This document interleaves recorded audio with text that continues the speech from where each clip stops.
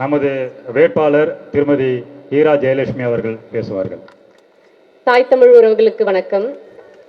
இந்த நேரத்தில் வாழ்ற ஒவ்வொரு மனுஷனோட வாழ்க்கையும் சீரா இருக்கணும் அப்படின்னா கண்டிப்பா அங்க அடிப்படை வசதிகள் சரியா அமைச்சிருக்கணும். அப்படி பார்த்தா இங்க பெரும்பாக்கத்துல இன்னும் அடிப்படை வசதிகள் சரியா அமையலன்னு தான் எனக்கு தெரியுது. இதுக்கு எடுத்துக்காட்டா இப்போ இங்க ரீசெண்டா அரசு மருத்துவமனை ஒன்று திறந்து வச்சிருக்காங்க. இது அவசரமா ரொம்ப காலமா இந்த பில்டிங்கை கட்டிட்டு இருந்திருக்காங்க. ஆனா இப்ப தேர்தல் வர டைம்ல அவசரமா துணை முதலமைச்சர் தொடர்ந்து வச்சுட்டு போயிருக்காங்க. இது முழுமையா மக்களோட பயன்பாட்டுக்கு வந்திருக்கான்னு பாத்தீங்கன்னா அது முழுசா இன்னும் பயன்பாட்டுக்கு வரலன்னு தான் மக்கள் தெரிவிச்சிருக்காங்க. இப்ப வரைக்குமே வெறும் கீழ்த்தளத்துல மட்டும்தான் ஆப்ரேஷனலா இருக்கு.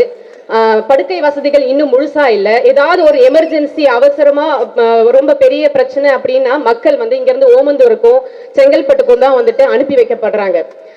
நான் என்ன சொல்றேன்னா இது ஒரு வெறும் பில்டிங்கை கட்டி ஒரு 4 டாக்டரை போட்டு ஒரு ஹாஸ்பிட்டலை ரன் பண்றது ஒரு வளர்ச்சி கிடையாது. மக்களுக்கு முழுசா பயன்பட்டாதான் அது உண்மையிலே அரசாங்கம் ரொம்ப பொறுப்பா ஒரு திட்டத்தை கையாண்டிருக்காங்கன்னு அர்த்தம். இப்ப வரைக்குமே மக்கள் ஒரு பேசிக்கா ஒரு மருத்துவமனை வசதி கூட இல்லாம இன்னமும் ரொம்ப தொலைவில் போய் சிகிச்சை பெற அளவுக்கு தான் இங்க வளர்ச்சி நடந்திருக்கு. இது கண்டிப்பா இந்த திராவிட கட்சியோட மெத்தன போக்காதான் நான் பாக்குறேன். கண்டிப்பா இது சீக்கிரமாவே இந்த அரசு மருத்துவமனை பொதுமக்களுக்கு பயன்படுற வகையில வரணும்னு நாம் தமிழர் கட்சி சார்பாக நான் வலியுறுத்துறேன். அடுத்ததான் இங்க இருக்கிற 8 மாடி குடியிருப்பு கட்டிடங்கள்லாம் ரொம்ப பழுதடைஞ்ச நிலைமையில இருக்கு. இதுக்கு குடிசை மாற்று வாரியத்துல இருந்து உங்களுக்கு இங்க வீடு கட்டி கொடுத்தாங்களே, மெயின்டெனன்ஸ்ன்ற ஒரு விஷயத்துல இந்த அரசு ரொம்ப மெத்தன போக்கா இருக்கு. எந்த ஒரு குடியிருப்புக்குமே மெயின்டெனன்ஸ் இல்லைன்னா ரொம்ப பாழடைஞ்சுதாங்க போகும். அப்படி பார்க்கும்போது 6 மாசத்துக்கு ஒரு தடவையாச்சும் இங்க ஒரு ஸ்ட்ரக்சரல் ஆடிட் நடத்தி இருக்கணும். இந்த அரசு நிதி ஒதுக்கி இருக்கணும். குடியிருப்புக்காக நிதி ஒதுக்கி குழுக்களை அமைச்சு ஸ்ட்ரக்சரல் ஆடிட் 6 மாசத்துக்கு ஒரு தடவை நடத்தி இருந்தாதான் இந்த பிரச்சனையை சால்வ் பண்ண முடியும். இப்படி ஒரு தொலைநோக்கு பார்வையே இல்லாத இந்த திராவிட கட்சிகளுக்கு நீங்க மீண்டும் மீண்டும் வாக்கு செலுத்தி உங்க வாழ்க்கை இப்படியே இருக்கிற மாதிரி நீங்க தான் வச்சிருக்கீங்க. கொஞ்சம் யோசிச்சு இந்த தொலைநோக்கு பார்வை எந்த கட்சியிடம் இருக்கு, எந்த அரசியல் தலைவர் உண்மையிலே மக்களுக்காக யோசிக்கிறாங்கன்னு நினைச்சு ஓட்டு போடுங்க. இங்க இருக்கிற பில்டிங்ல மின் கட்டணங்கள் ரொம்ப உயர்வா ஆயிட்டே போறதுக்கு காரணம் மாசம் இபி பில்ல கரெக்டா எடுக்காததுதான் காரணம். ஒவ்வொரு மாசமும் நீங்க கணக்கு எடுக்கிறதுக்கு வேலைக்கு ஆட்கள் பத்தாம இவ்வளோ கட்டிடங்கள் இருக்கு, இவ்வளோ 1000 மக்கள் இங்க வாழ்றாங்க. இவங்களுக்கான மின்சார கட்டணம் யூனிட் அதிகமாக மக்கள் மேல சுமை அதிகமாகுது. பில் எவ்வளவு வரும்?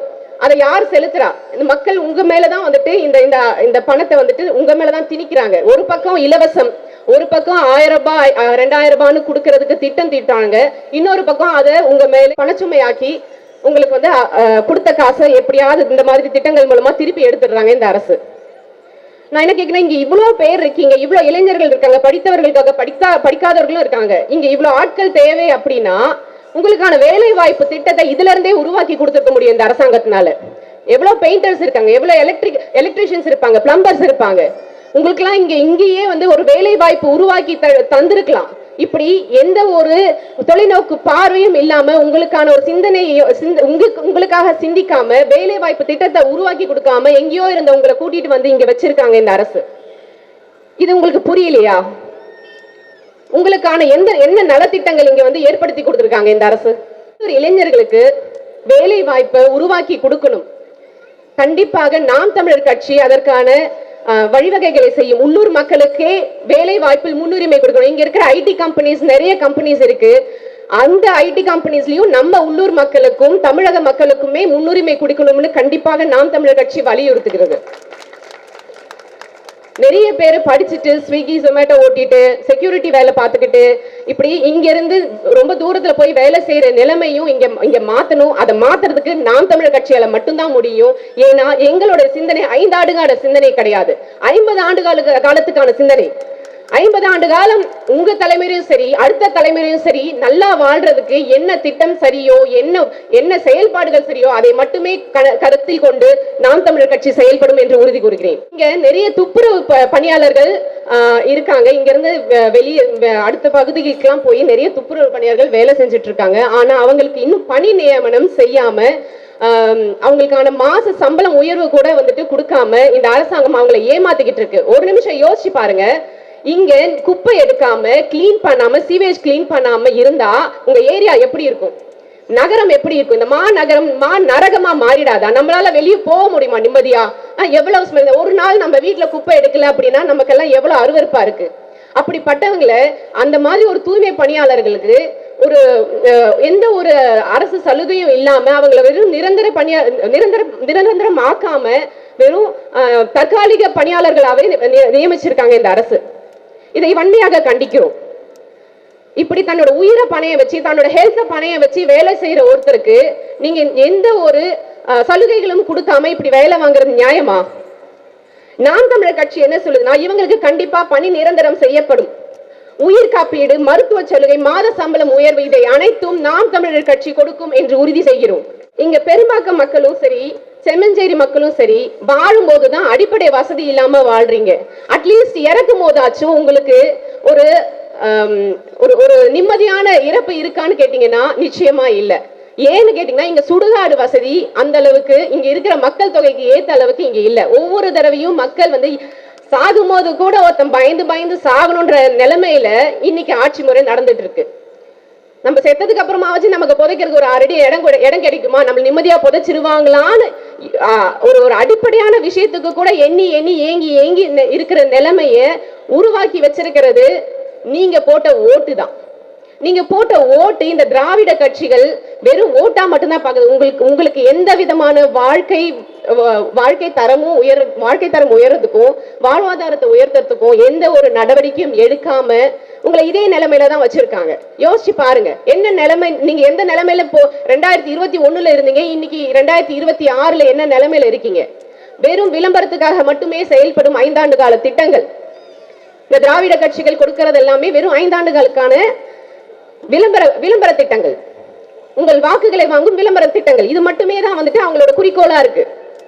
4.5 வருஷம் சும்மா இருந்துருவாங்க, மீதி 6 மாசத்துல எல்லாத்தையும் துறப்பாங்க. இதுதான் விளம்பரம்.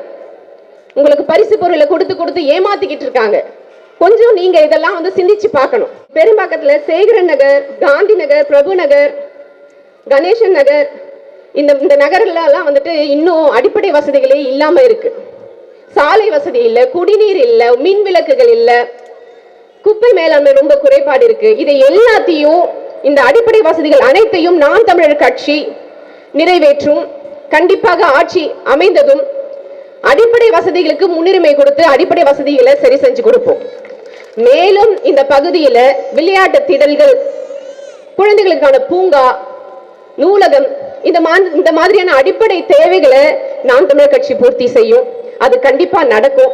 நீங்க மனசு வச்சு வாக்களிக்கும் போது உங்களுக்கான மாற்றத்தை நாங்கள் உருவாக்கி கொடுப்போம்னு நம்பிக்கை கொடுக்கிறோம். அடுத்ததா இப்ப ரீசெண்டா நிறைய கொலை பாலியல் வன்கொடுமைகள் எல்லாம் கேட்டுட்டு இருக்கோம். இத பத்தி எல்லாம் டெய்லி நியூஸ்ல இதுதான் வருது. 2 வயசு குழந்தை, 3 வயசு குழந்தை, 7 வயசு குழந்தை, 14 வயசு பொண்ணு, 20 வயசு பொண்ணு, 60 வயசு பாட்டிங்க வரைக்கும் பாலியல் வன்கொடுமைக்கு ஆளாகிறாங்க. இதுதான் வளர்ச்சியா? இதுதான் வந்துட்டு நீங்க எங்களுக்காக கொடுக்கிற பாதுகாப்பு திட்டமா?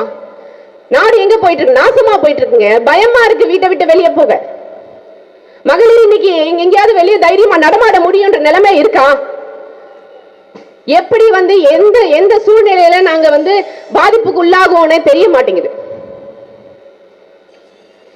அன்னைக்கு சொல்லி வச்சாங்க, நைட்டு 12 மணிக்கு என்னைக்கு மகளிர் வந்து தனியா நைட்ல வந்து தன்னந்தனியே போக முடியும், அன்னைக்குதான் இந்தியாவுக்கு சுதந்திரம் கிடைச்சதுன்னு காந்தி சொல்லி இருந்தார் இல்லையா? அந்த காலத்துல காலையில 6 மணில இருந்து நைட்டு 7 மணி வரைக்குமாச்சும் பெண்கள் சுதந்திரமா நடமாட முடிஞ்சது. இன்னைக்கு நைட் 10-12 மணியை விடுங்க, பகல் 12 மணிக்கு எங்களால நிரந்தரமா நிம்மதியா சுத்த முடியுதா? வெளியே வர முடியுதா? வீட்டை விட்டு பெண்களை விடுங்க, குழந்தைகள் வெளியே தெருவில் நிம்மதியா விளையாட முடியுதா? எவ்வளவு மோசமான ஒரு சமூகத்துல நாங்க வாழ்ந்துட்டு இருக்கோம் பாருங்க. இன்னைக்கு 2026 சுதந்திரம் அடைஞ்சு எவ்வளவு வருஷமாகுது, இன்னமும் நாங்க எங்களோட பாதுகாப்புக்காக என்ன சொல்றது, பாதுகாப்பு தேடிக்கிட்டு இருக்கோம். யார் நமக்கு பாதுகாப்பா இருப்பாங்கன்ற மாதிரி தேடிக்கிட்டு இருக்கோம். ஒரு பாதுகாப்பற்ற ஒரு சமூகத்துல வாழறது அசிங்கமா இருக்கு, அவமானமா இருக்கு. இதுக்கெல்லாம் எங்க இருந்து ஆரம்பிக்குது? இதெல்லாம் இந்த பிரச்சனைகள் எங்க இருந்து ஆரம்பிக்குது? மதுக்கடை, போதைப் பொருள், இந்த ரெண்டு விஷயமும் இதுதான் வேறு. இங்க நடக்கிற எல்லா கொலை, பாலியல் வன்கொடுமை, இது எல்லாத்துக்குமே வேறா இருக்கிறது இந்த ரெண்டு விஷயமும். நாம் தமிழர் கட்சி ஆட்சிக்கு வந்த அடுத்த நிமிஷம் அண்ணன் போடுற கையெழுத்து மதுக்கடையை ஒழிக்கிறதும் இந்த போதைப் பொருளை ஒழிக்கிறதுமா தான் இருக்கும். எத்தனை குடும்பங்கள் இதனால பாதிக்கப்படுது? மகளிர் எல்லாம் சந்தோஷமா இருக்கீங்களா உங்க குடும்பத்தோட? உங்க வீட்டுல ஆம்பளைங்க சம்பாதிச்சு கொண்டு வர காசு உங்களுக்கு முழுசா கிடைக்குதா? கிடையாது. அப்படியே கொண்டு போய் மதுக்கடையில தான் கொட்டுறாங்க. இது என்ன மாதிரியான ஆட்சி? என்ன மாதிரியான சமூகத்தை உருவாக்கிட்டு இருக்கீங்க? திமுகவை கேட்கிறேன். நீங்க ஆட்சிக்கு வந்து இந்த 5 ஆண்டு காலத்துல 2080 பாலியல் வன்கொடுமைகள் நடந்திருக்கு. இதுக்கு என்ன சொல்ல போறீங்க? என்ன பதில் வச்சிருக்கீங்க?